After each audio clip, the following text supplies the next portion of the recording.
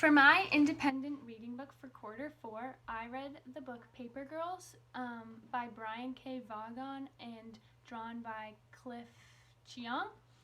And unfortunately, I don't have the book with me, but that's because I had to return it to the media center before the end of the year. But I did print out a picture of the cover just to see what so you guys can see what it looks like.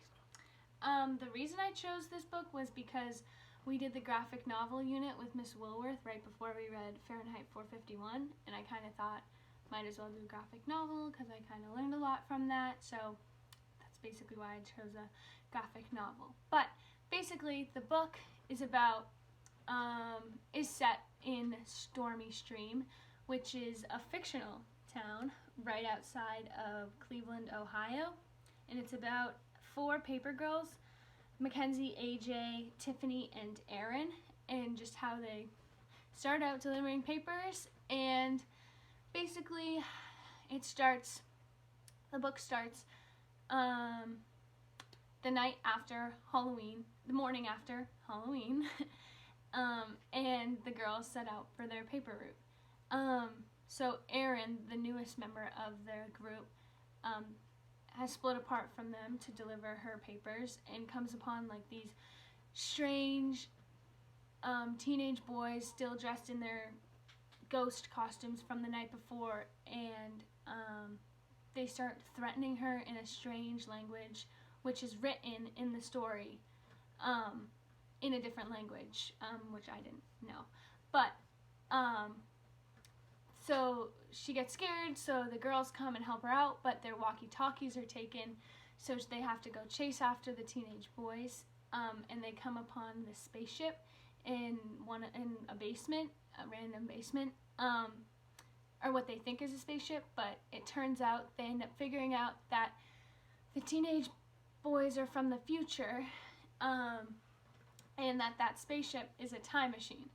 So throughout the book, the girls learn how to use the time machine and go back and forth between the 20th and 21st century. So yeah, there's a lot going on, but I did really like the book. I think I got really confused in the beginning because the author does introduce a lot of topics right in the beginning and then has you figure it out as the story goes on, which is something I like, but I think it can be confusing at some points.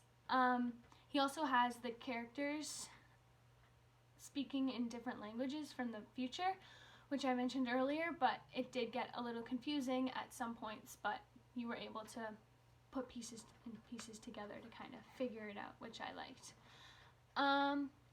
If I were to recommend this book to someone, it would probably be someone who likes crazy, a lot going on, cool, really cool pictures, graphic novel.